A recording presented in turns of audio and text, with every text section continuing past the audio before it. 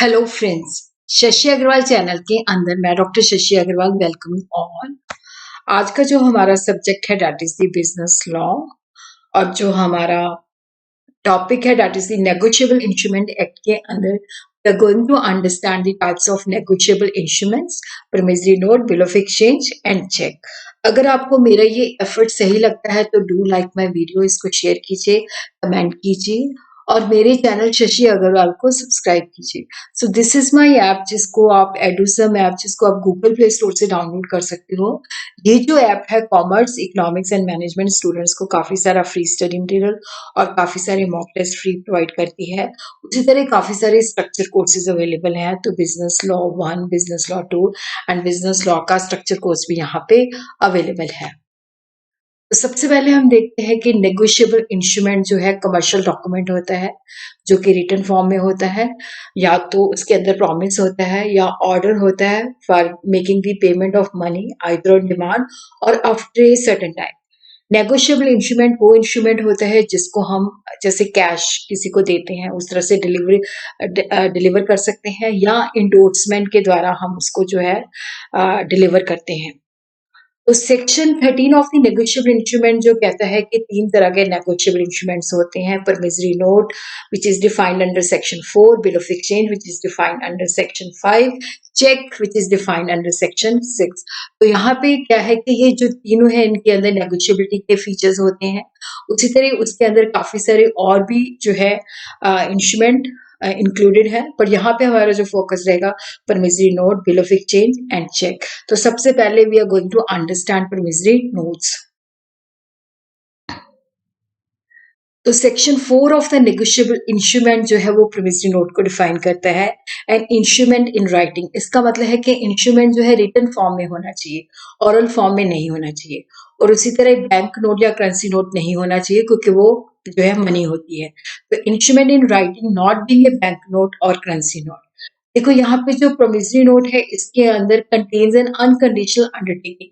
तो जो promissory note है इसके अंदर unconditional without any condition undertaking होनी चाहिए, प्रॉमिस होना चाहिए जो कि मेकर के द्वारा साइन होता है। मेकर वो व्यक्ति होता है जो डेटर होता है जिसने पैसा देना होता है। और यहाँ पे जो अंडरटेकिंग है अनकंडीशनल है which is signed by the maker to pay a certain sum of money only. तो यहाँ पे जो पेमेंट करनी है सिर्फ मनी की करनी है और certain sum of money, definite amount of money, vagueness नहीं होनी चाहिए।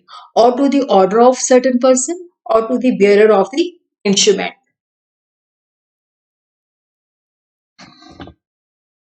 तो यहाँ पे हम देखते हैं कि जैसे ये कुछ प्रॉमिसरी नोट की एग्जांपल्स हैं। आई प्रॉमिस टू पे सुनील और ऑर्डर।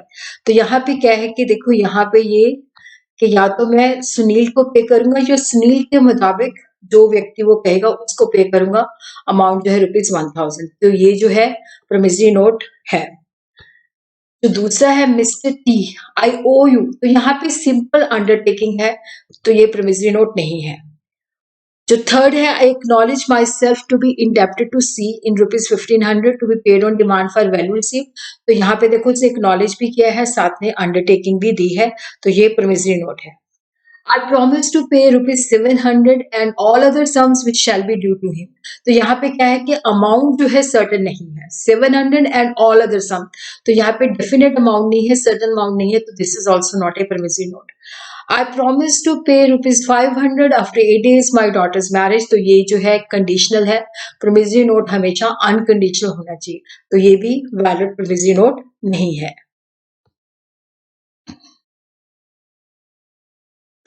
प्रॉमिसरी नोट के अंदर 2 पार्टीज होती हैं, एक मेकर होता है जो कि प्रॉमिसरी नोट लिखता है और इसके द्वारा साइंड होता है।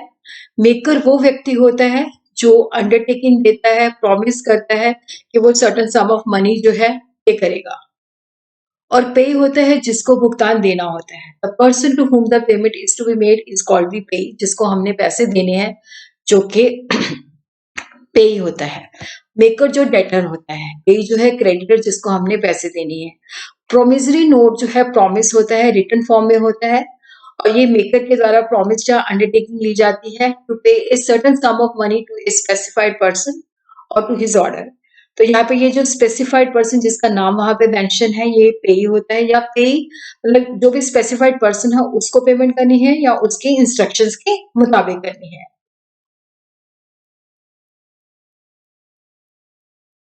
परमिसिव नोट जो है पेबल ऑन डिमांड भी हो सकता है, जब कोई टाइम स्पेसिफाइड नहीं है तो जब पेमेंट मांगी जाती है तो इमीडिएटली वो पेबल होता है। A promise to pay B or order ₹1000 only on demand, तो ये डिमांड के ऊपर पेबल है। Promissory note may be payable after definite period of time. A promise to pay B or order ₹1000 only after 3 month. तो यहाँ पे जिसने ये प्रोविजनल नोट लिखा गया उसके 3 मंथ्स के बाद जो है ये पेपर होगा। इसके अंदर 3 डेज ग्रेस के होंगे। जो डिमांड पे होता है वहां पे ग्रेस 3 डेज ग्रेस के नहीं मिलते। तो ये स्पेसिमेन कॉपी है। तो यहाँ पे हम देखते हैं कि जो मेकर है दिस इज मेकर आनंद। तो ये प्लेस है बठिंडा और ये डेट है जिसने ये प्रोमिसरी नोट लिखा गया है।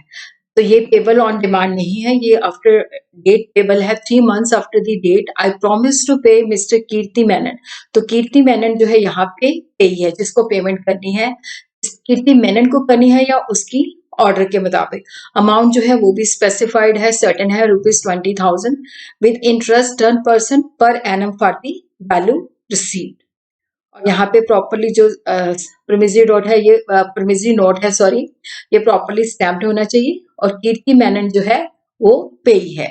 तो ये इसका स्पेसिमेन है। कई बार क्वेश्चन के अंदर स्पेसिमेन के ऊपर भी जो है क्वेश्चन आ जाता है। तो these are the features of a promissory note, we could say essential of a promissory note. Promissory note जो है रिटन फॉर्म में होना चाहिए। ऑरल फॉर्म के अंदर ये लीगली इन्फोर्सेबल नहीं है। रिटन फॉर्म का मतलब है ये प्रिंटेड भी हो सकता है, टाइप रिटन भी हो सकता है, पेंसिल और इंक के अंदर भी हो सकता है, but it has to be in written अगर हम इसको लीगली इन्फोर्सेबल करते हैं। और यहाँ पे जो अंडरटेकिंग है वो विदाउट एनी कंडीशन होनी चाहिए और इसके अंदर एक्सप्रेस प्रॉमिस टू पे होना चाहिए या अंडरटेकिंग होनी चाहिए। और जिस प्रोमिसरी नोट के अंदर जस्ट एक एक्नॉलेजमेंट है या इम्प्लाइड अंडरटेकिंग है तो दैट इज नॉट सफिशिएंट। जैसे लिखा हो आई एम बाउंड टू पे और आई एम लायबल टू पे, तो ये एक्नॉलेजमेंट है, तो ये एक अंडरटेकिंग नहीं है, तो ये एक वैलिड प्रोमिसरी नोट नहीं है। It must B unconditional.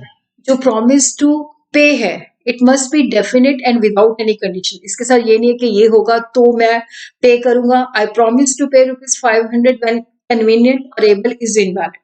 तो यहाँ पे अनकंडीशनल होना चाहिए बिना किसी कंडीशन और कोई कंटीजेंसी नहीं होनी चाहिए कि ये इवेंट होकर होगा तो मैं पैसे पे करूंगा। तो ये it should be properly sign by the maker. अगर ये साइन नहीं है तो it is not valid.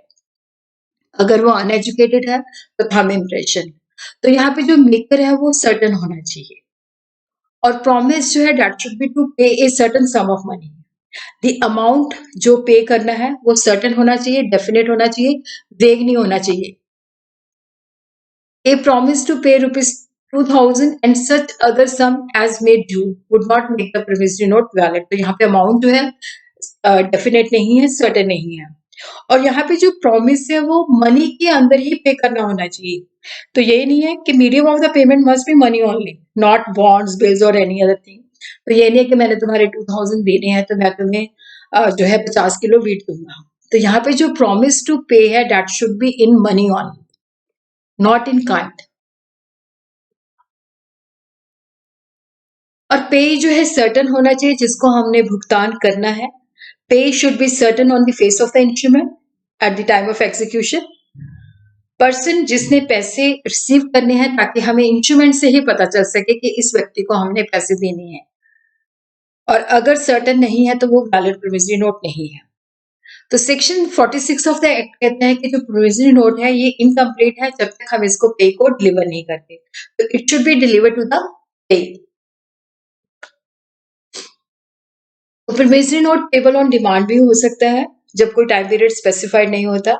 A promise to pay B or order ₹1000 only on demand. तो ये डिमांड के ऊपर पेबल है, जब पे डिमांड करता है तो immediately it should be payable. तो यहाँ पे 3 डेज ऑफ ग्रेस नहीं मिलती। बट अगर ये payable after definite period of time है तो यहाँ पे 3 डेज ग्रेस के मिलते हैं।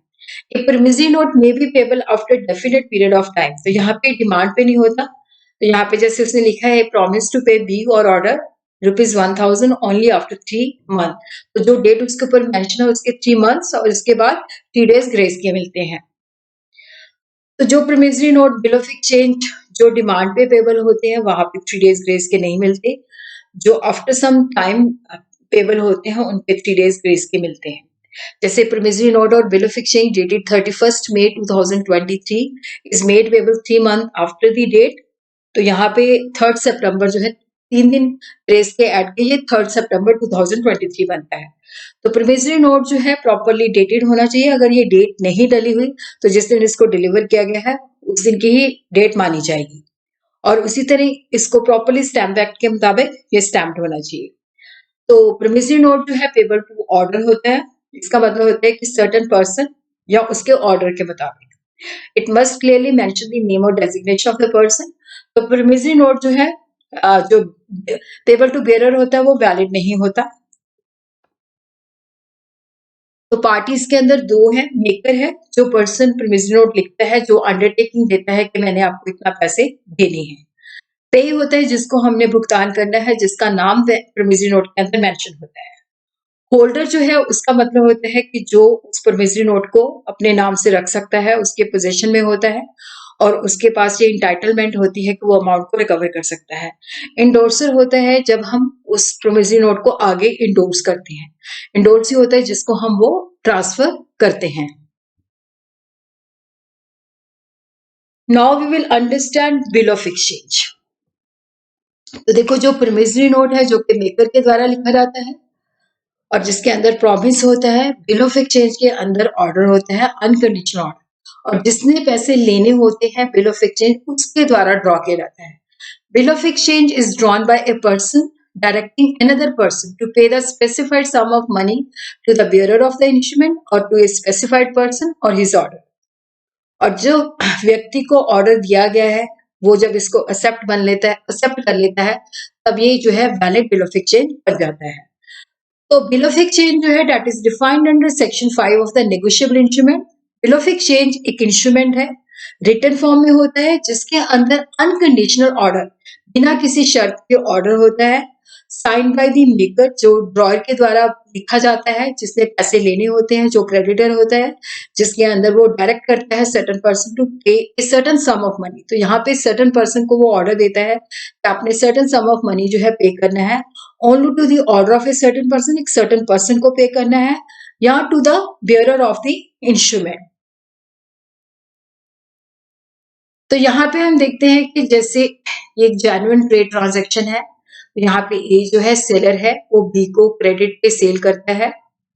तो ए जो है दैट इज द ड्रॉयर जो कि बी के ऊपर बिल ऑफ एक्सचेंज लिखता है। यहाँ पे माल जो है उधार बेचा जाता है तो ए जो है बी के ऊपर बिल ऑफ एक्सचेंज लिखता है और बी जो है उसको एक्सेप्ट कर लेता है। तो यहाँ पे हम देखते हैं कि ए जो है ड्रॉयर है, बी जो है वो ड्रॉई है जो उसको एक्सेप्ट करता है।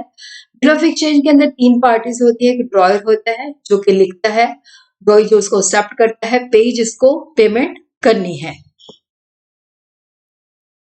तो this is the specimen of the bill of exchange. तो यहाँ पे हम देखते हैं कि ये प्लेस है,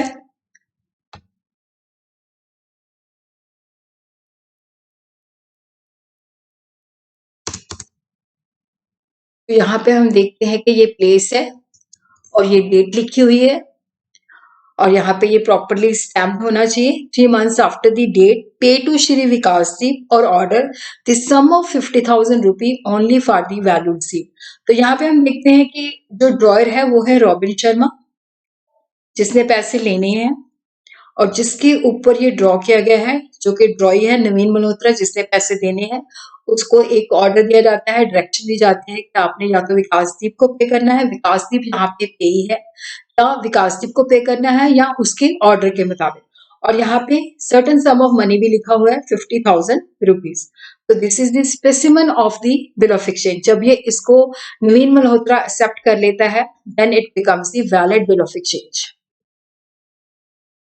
तो 3 पार्टीज होती हैं बिल ऑफ एक्सचेंज के अंदर। तो यहाँ पे हम देखते हैं ड्रॉयर जिसने बिल ऑफ एक्सचेंज लिखा है, जिसने पैसे लेने हैं, that is the robin Sharma. ड्रॉई जिसने पैसे देने हैं, जिसके ऊपर लिखा गया है, जिसने एक्सेप्टेंस देनी है, नवीन मल्होत्रा।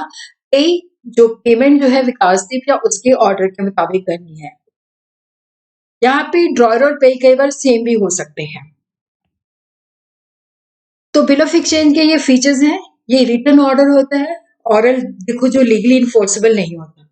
तो यहाँ पे ये ड्रॉयर जो है क्रेडिटर जो है जिसने पैसे लेने हैं उसके द्वारा लिखा जाता है, उसके द्वारा ये साइंड होना चाहिए। और यहाँ पे अनकंडीशनल ऑर्डर होता है जिसके अंदर डायरेक्टिंग मतलब ड्रॉय को डायरेक्ट किया जाता है कि आपने स्पेसिफाइड अमाउंट जो है सर्टेन पर्सन या उसके ऑर्डर के मुताबिक पे करना है। Here are three parties, drawer है, ड्रॉई है, पेई है। और ड्रॉई जो है उसको एक्सेप्ट करता है तभी ये जो है वैल्यूएबल डॉक्यूमेंट बनता है। तो यहाँ पे ऑर्डर होता है to pay a certain sum of money. तो इसके अंदर जो है ऑर्डर होना चाहिए जिसके अंदर ड्रॉई को डायरेक्शन दी जाती है कि आपने मनी पे करनी है। तो इसके अंदर किस ये मनी के अंदर ही पेबल होता है, काइंड के अंदर पेबल नहीं होता। तो इसके अंदर भी बिल ऑफ एक्सचेंज जो है डेट, कंसिडरेशन और स्टैंप की जो कंसिडरेशन है उसको कंप्लाई करे। देखो यहाँ पे स्पेसिफाइड अमाउंट जो है that is payable to the person जो बिल ऑफ एक्सचेंज के अंदर लिखा गया होता है या उसके ऑर्डर के मुताबिक टू द बेयरर। तो ये डेट भी स्पेसिफाई करता है by which the amount should be paid. तो बिल ऑफ एक्सचेंज जो है ऑन साइट भी हो सकता है, आफ्टर डेफिनेट पीरियड के बाद भी हो सकता है। अगर ये after definite after some specified period के बाद है, यूसेंस बेसिस पे है, तो वहां पे 3 दिन की 3 डेज जो है ग्रेस के ऐड हो जाते हैं। तो ड्रॉई जो है इसको एक्सेप्ट कर लेता है तो ये एक लीगल डॉक्यूमेंट बन जाता है। तो थ्री पार्टीज होती हैं, ड्रॉयर जो कि लिखता है जिसके द्वारा साइंड होते हैं जो कि क्रेडिटर होता है, ड्रॉई जो उसको एक्सेप्ट करता है और वो उसका डेटर होता है, पे जो है जिसको हमने भुगतान करना है। तो drawer is the person who makes or writes the bill of exchange. वो क्रेडिटर होता है, वो बिल ऑफ एक्सचेंज लिखता है। जैसे ए बी को उधार देता है तो ए सेलर है, ही वो बी के ऊपर बिल ऑफ एक्सचेंज लिखता है, बी इसको एक्सेप्ट कर लेता है तो ये बिल ऑफ एक्सचेंज बन जाता है। तो ए जो है ड्रॉयर है और बी जो है ड्रॉई है। ड्रॉई जो है जिसके ऊपर बिल ऑफ एक्सचेंज लिखा रहता है, जिसको प्रेजेंट किया जाता है, वो एक्सेप्ट कर लेता है। जब एक्सेप्ट कर लेता है तब ये वैलिड बिल ऑफ एक्सचेंज बन जाता है। He is the person to whom the credit has been granted. इस व्यक्ति को हमने क्रेडिट पे उधार दिया है तो उसके ऊपर बिल ऑफ एक्सचेंज लिखा रहता है जब वो उसको एक्सेप्ट कर लेता है।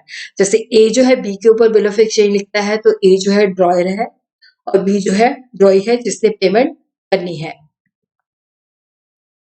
पे जो है वो बिल ऑफ एक्सचेंज के अंदर नेम मेंशन होता है जिसको हमने देना है। ए ड्रॉयर भी हो सकता है और थर्ड पर्सन भी हो सकता है। नेक्स्ट जो है that is the cheque which is defined under section 6।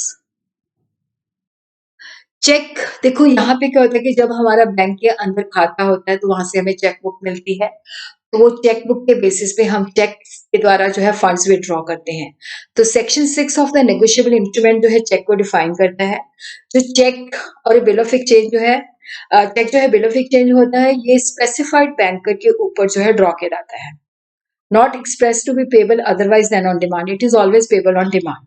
और इसके अंदर देखो it includes the electronic image of truncated cheque and a cheque in the electronic image. वैसे मैंने अगली स्लाइड में बताया भी हुआ है। ट्रंकेटेड जो चेक होता है कि जैसे देखो चेक आता है बैंक के पास तो उसने दूसरी ब्रांच से या बैंक से कलेक्ट करना होता है। तो दूसरी बैंक को फिजिकल जो है चेक नहीं भेजा जाता, फिजिकल जो चेक होता है उसकी जो पिक्चर होती है वो ट्रांसफर की जाती है। और इलेक्ट्रॉनिक इमेज होता है कि जैसे वो बिल्कुल जो है डिजिटल चेक होता है जो डिजिटल सिग्नेचर के द्वारा जो है प्रॉपरली साइंड होता है। तो यहाँ पे हम थोड़ा सा इसको क्लियर हो जाते हैं। Cheque in the electronic form means cheque which contain the exact mirror copy of a paper cheque. तो ये इलेक्ट्रॉनिक चेक होता है जो कि फिजिकल चेक की तरह ही उसकी एग्जैक्ट कॉपी होती है, बट ये इलेक्ट्रॉनिकली प्रेजेंट होता है जिसको सिक्योर सिस्टम के अंदर जनरेट किया जाता है, रिटर्न किया जाता है और डिजिटल सिग्नेचर के द्वारा ऑथेंटिकेट किया जाता है। ट्रंकेटेड चेक होता है कि जो क्लियरिंग साइकिल के अंदर जो है उसको ट्रंकेटेड किया जाता है। तो यहाँ पे जब क्लियरिंग का साइकिल होता है तो बैंक जो है या तो पे या रिसीव कर रहा है, तो उस वक्त क्या होता है कि वो जो फिजिकल चेक है उसकी एक इमेज जो है इलेक्ट्रॉनिकली जो है भेजी जाती है। Completed immediately on the generation of the electronic image for the transmission. तो यहाँ पे फिजिकल चेक जो है नहीं भेजा जाता, उसकी जो इलेक्ट्रॉनिक इमेज होती है वो भेजा जाता है, तो इसी वजह से इसको ट्रंकेटेड चेक कहा जाता है। चेक के अंदर दो और चीजें भी होती हैं जो इसको दूसरों से सेपरेट कर देती है, परमिजरी नोट और बिल ऑफ एक्सचेंज से। तो ये हमेशा स्पेसिफाइड बैंकर के ऊपर ड्रॉ किया जाता है, जिस बैंक के अंदर हमारा खाता होता है हम उस बैंक के ऊपर ड्रॉ करते हैं, और it is always payable on demand. All cheque जो होते हैं बिल ऑफ एक्सचेंज होते हैं, बट बिल ऑफ एक्सचेंज जो होते हैं वो चेक्स नहीं होते। तो यहाँ पे जो चेक्स होते हैं ये प्रिंटेड फॉर्म के अंदर होते हैं, बैंक सप्लाई करते हैं, और इसके अंदर जैसे बिल ऑफ एक्सचेंज को तो एक्सेप्टेंस की जरूरत होती है, बट इसको एक्सेप्टेंस की जरूरत नहीं होती, और इसके ऊपर स्टैंप लगाने की भी जरूरत नहीं होती। जो चेक की वैलिडिटी है वो 3 मंथ्स की होती है। तो चेक जो है that is a bill of exchange, जो ड्रॉयर है दैट इज द कस्टमर जिसका उस बैंक में खाता होता है। तो ये हमेशा स्पेसिफाइड बैंकर जिसके अंदर हमारा खाता होता है उस बैंक के ऊपर हम ड्रॉ करते हैं, और it is always payable on demand. इसकी कोई एक्सेप्टेंस की जरूरत नहीं है, इसकी कोई जो है स्टैंपिंग की जरूरत नहीं होती। तो this is the specimen of the cheque, क्योंकि स्पेसिमेन ऑफ नेगोशिएबल इंस्ट्रूमेंट वो भी बहुत इंपॉर्टेंट क्वेश्चंस हैं, क्योंकि कई बार एग्जाम के अंदर या शॉर्ट क्वेश्चन के अंदर पूछ लिया जाता है कि इसका स्पेसिमेन बताओ, चेक का बताओ, स्पेसिमेन ऑफ प्रोमिसरी नोट का बताओ, specimen of bill of exchange का बताओ। तो यहाँ पे नंबर है, डेटेड है, तो ये स्टेट बैंक ऑफ इंडिया, तो पे और बियरर, तो यहाँ पे रुपीज, यहाँ पे अकाउंट नंबर, और जो ड्रॉयर है उसके द्वारा ये जो है सिग्नेचर किए जाते हैं, जो कस्टमर होता है जिसका उस बैंक के अंदर खाता होता है। तो यहाँ पे ये स्टेट बैंक ऑफ इंडिया जो स्पेसिफाइड बैंक है उसके ऊपर ड्रॉ किया जाएगा। चेक हमेशा डेटेड होना चाहिए। तो यहाँ पे अभी हम देखते हैं ड्रॉयर है the person who draws the cheque, जो स्पेसिफाइड बैंकर के ऊपर लिखता है।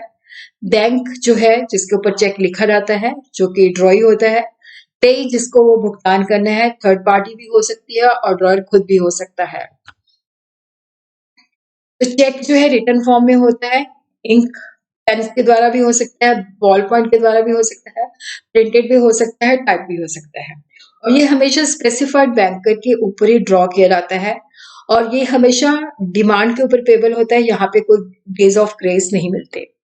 तो इसको हम ड्रॉ करते हैं according to the section 6 of the act. तो ये जो चेक होता है it is also payable in money and money only, card में नहीं हो सकता, और ये मेकर के द्वारा साइन होना चाहिए। तो यहाँ पे अनकंडीशनल ऑर्डर होता है, payment of certain sum of money or to the order of a specified person और टू द बेयरर, और पार्टीज ऑफ द चेक है वो भी सर्टेन होनी चाहिए। बैंक ड्राफ्ट जो होता है वो चेक नहीं होता है, it must be address by one person to another. तो बैंक ड्राफ्ट जो होता है वो चेक नहीं होता, और चेक को भी एक्सेप्टेंस की आवश्यकता नहीं होती। तो यहाँ पे भी डेट प्रॉपर डली होनी चाहिए, अगर डेट नहीं डली हुई तो ये वैलिड चेक नहीं है। तो यहाँ पे डे, मंथ एंड ईयर जो है इंडिकेट करना जरूरी है। और चेक की जो वैलिडिटी होती है जब हम चेक को लिखते हैं तो विद इन 3 मंथ जो है ये प्रेजेंट होना चाहिए। It is valid for a period of 3 months from the date of the issue. बाकी जो है हम अगली वीडियो के अंदर करेंगे।